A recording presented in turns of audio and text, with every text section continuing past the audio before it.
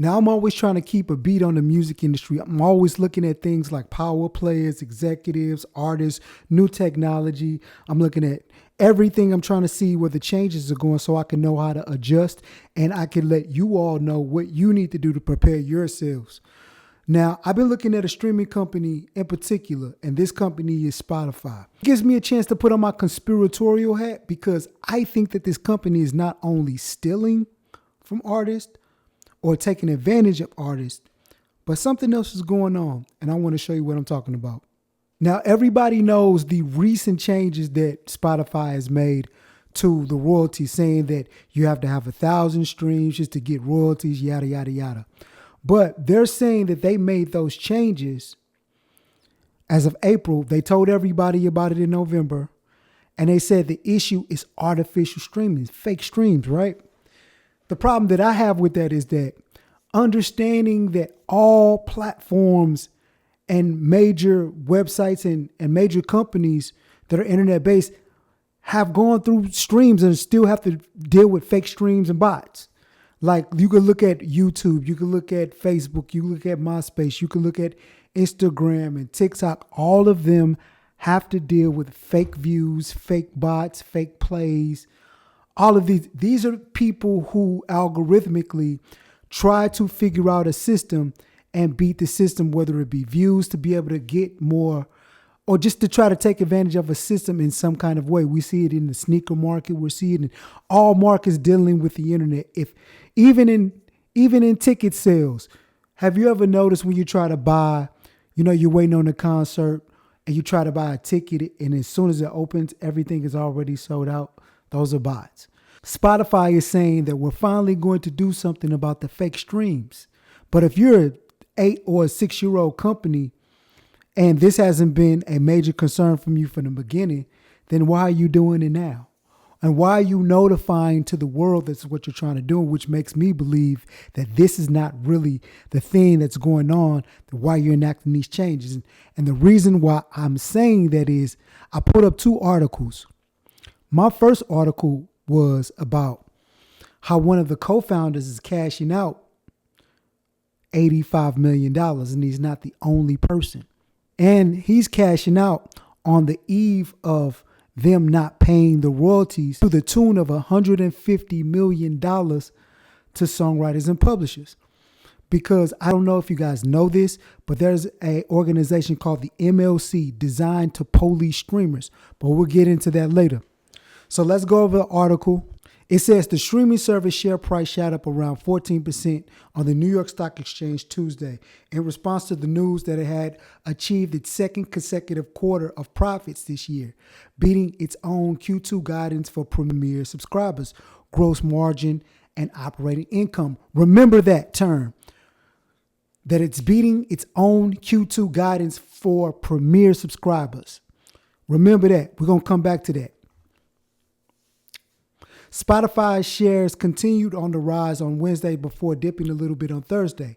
At a time of publication, spot market cap on the New York Stock Exchange stands up at $65 billion, around 23 billion bigger than Universal Music Group's equivalent market cap on Euronext. So they're now saying that Spotify, even though this company is less than a decade old, is bigger than Universal Music Group, which has been in existence way longer.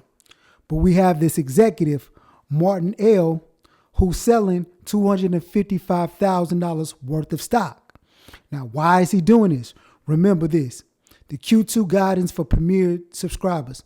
Now, we have to understand Spotify is going through a lawsuit.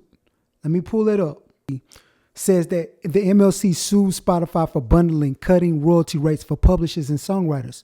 And remember, they're outperforming on their Premier service. So keep that in mind. So it says news of the suit comes a week after Billboard estimate that the bundling would cause a loss of $150 million in royalties for songwriters in the next year.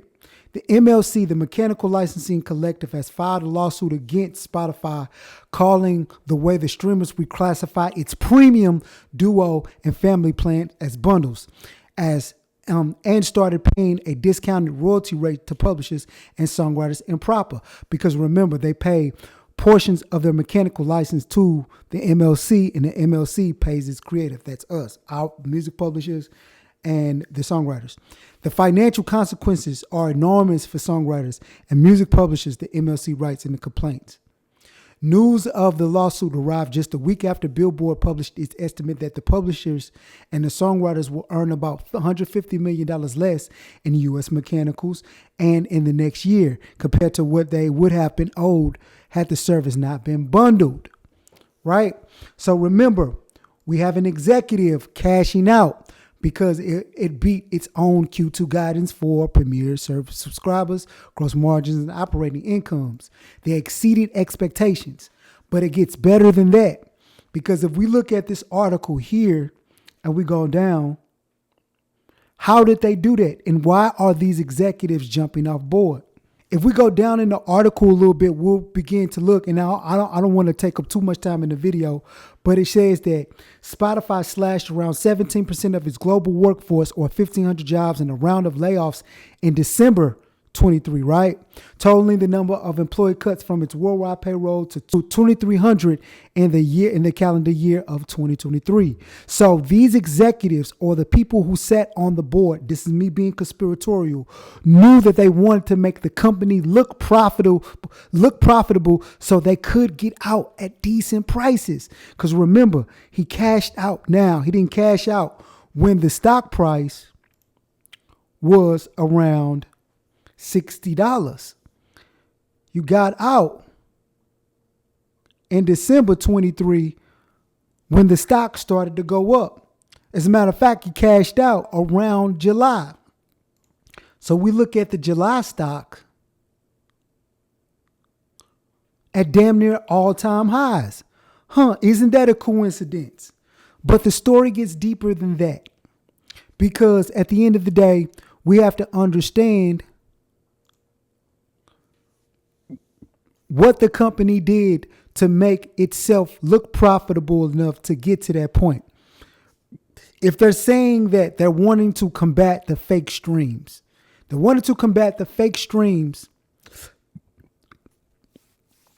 but this company said that they wanted to combat the fake streams, which has always been a problem for all platforms that involve search, that involve people, that involve advertisement, that involves just people on platforms. Because remember, Spotify makes its money. You got to remember that Spotify makes its money from subscribers listening to the content, podcasters, audiobooks, music, independent artists, major label artists. And so they sign up these people up for these streaming services, and we as consumers get a chance to get access to all of this content if we pay that one flat fee per month. But at the end of the day, these streaming services have to get licenses and have to pay a royalty rate to these people. So they have to pay the people who provide the content to the platform as cheap as possible so we can make a profit. This is why in the other article, it was saying that Spotify just became profitable in 6 years of existence in Q2, only after they changed two things. They changed the way that they pay people, because if you have to have 1,000 streams on a particular song or monthly just to be able to get royalties, how many people have songs on Spotify that they're not being paid for, that they're legally supposed to be paid for? That way we can cut our workforce, right? Because we don't need that many people to operate if we outsource the jobs. Because remember, their workforce is worldwide. They don't have to abide by regulatory standards where we have to hire people strictly in the U.S. We could hire virtual assistants and people to run operations in Malaysia and the Philippines and wherever they hire people in India, you know what I mean? And pay them a cheaper wage.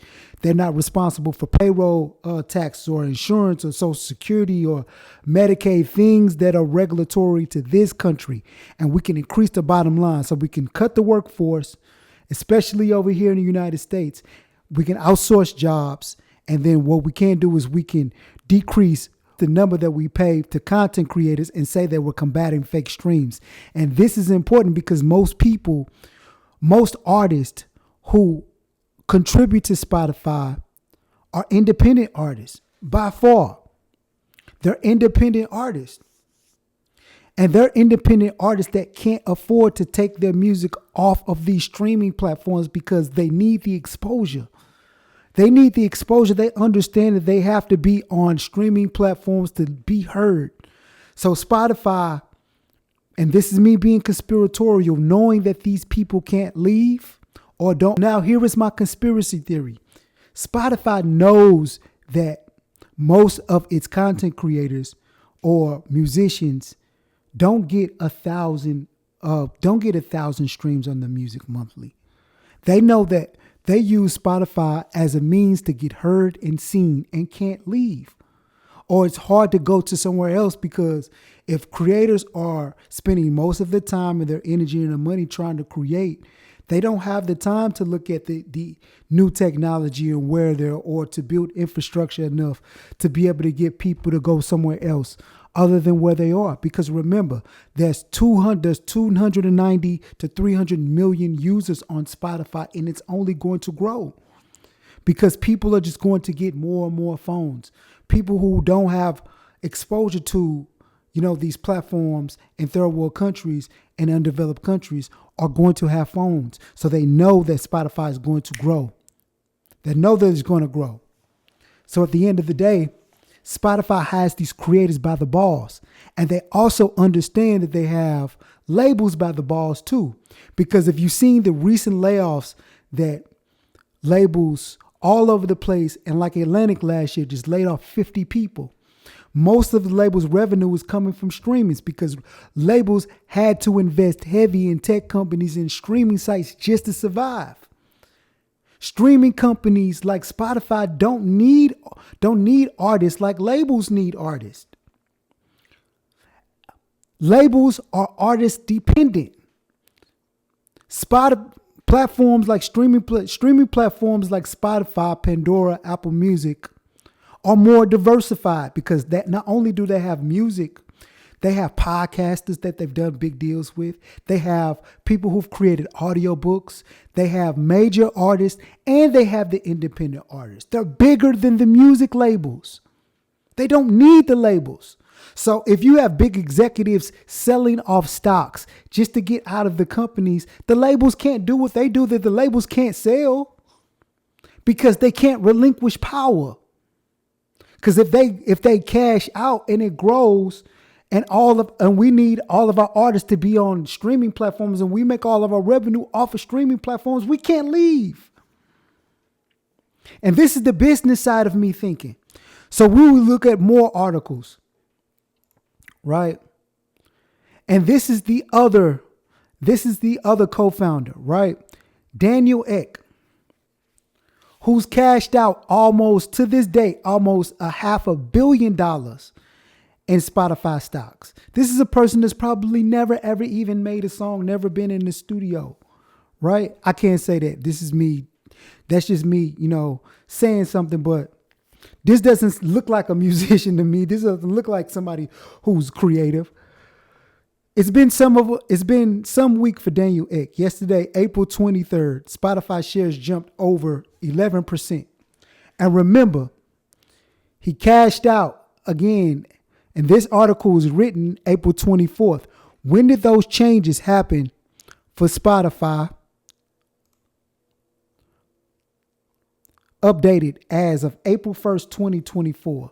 As soon as these changes were enacted, they cashed out, right? That's neither here nor there. Let's keep going on with this article. It says yesterday, April 23rd, Spotify share price jumped by over 11% following the company's Q1 results announcements, in which it confirms its biggest ever quarterly operating profits. And how did those profits happen? Those profits happened by bundling the audiobooks. Remember, we have to go back to why the MLC is suing them. The MLC is suing them, and this is me jumping around a little bit, right? But it says the root of the conflict started last year when Spotify added 15 hours of free audiobook listening to Spotify Premium, Duo, and family plans in the United States and other markets. At the time, this was a free extra for subscribers, and Spotify continued to pay the original full mechanical royalty rate for musical works in the United States. What Spotify executives didn't know is that the longer that you something is heard or played for, the longer a song or audio recording is, the more that you have to pay for the royalty rate. So if we have audiobooks, podcasts that are hours long, you have to compensate those creators that mechanical rate for those audio recordings, right? But Spotify was giving those audiobooks away for free to their listeners, to their subscribers, and losing money. This is why they weren't profitable, right? So Spotify said, we have to do something. Starting in March, however, Spotify quietly launched an audiobook only plan, then started to reclassify its premium, duo, and family plans as bundled because audiobooks were included.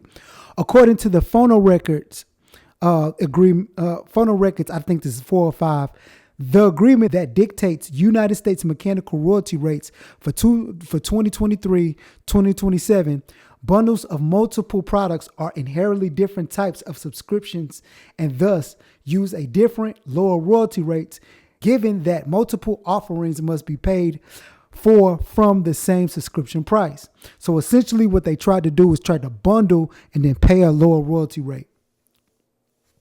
Lawsuit filed by the MLC, which processes and distributes mechanical royalties to publishers and songwriters. The MLC pays us for those mechanical royalties that they collect from these streaming sites. Again, because the MLC are essentially the police to the streaming sites.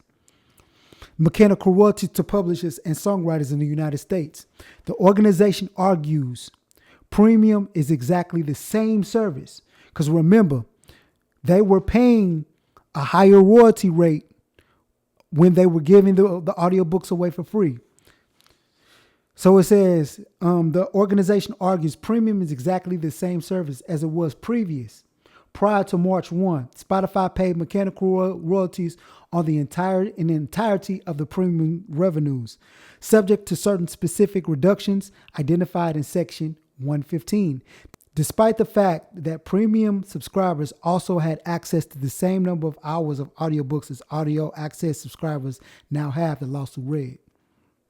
So by just making this one change, paying a lower royalty rate and not paying the majority of its content creators, Spotify was then able to boost revenue and top line revenue and actually being able to make a profit.